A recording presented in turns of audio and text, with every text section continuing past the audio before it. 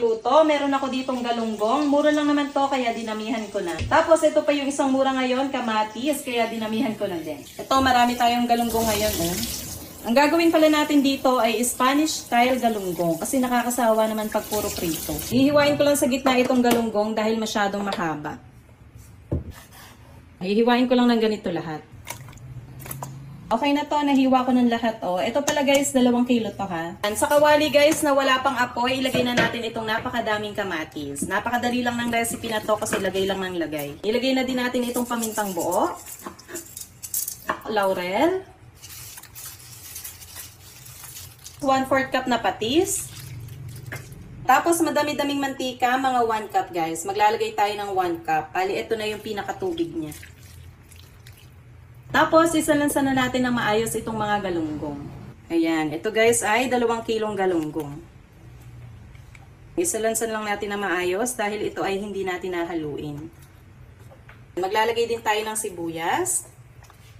Yan na sa ibabaw. Siling pula para may konting sipa. Ilagay na din natin itong pampaganda, onion leeks lang to guys. Kasi pag tinakpan natin to, pagbukas natin luto na. So isa lang na natin. And okay na to guys, takpan lang natin at buksan na natin yung kalan. O diba, napakabilis lang, lagay lang ng lagay para to sa mga tamad magluto dyan. Lulutuin lang natin to sa mahinang apoy. Huwag nyo nga haluin guys ha, para mamaya pagbukas natin, luto na. Ganun lang to kabilis lutuin.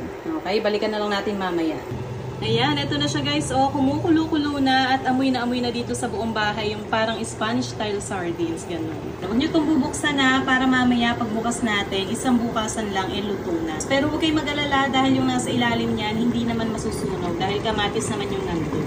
Makalipas yung 30 minutes guys, check natin.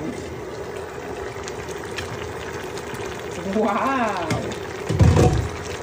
Wow, ayan na siya. O, tingnan nyo, luto na, diba? Kahit hindi natin hinalo, maluluto yan. Tikman natin kung ano yung kulang. Grabe, napakasarap, napakalasa, malinamnam, saktong-sakto yung alat, yung asin. Perfect to guys, grabe, sarap. Okay na yung lasa para sa akin, pero kayo i-adjust nyo kung ano yung kulang guys. Okay na to, pwede na natin patayin. Luto na yan. Kumuha na ako ng kanin, kain tayo. Sigurado pati bata magugustuhan ko.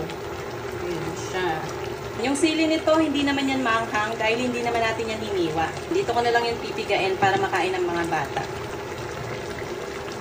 Ayan o, sarap ng sabaw niyan.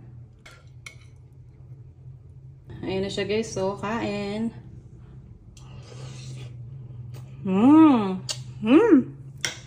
Perfect. Sarap. Napakalasa nitong sabaw.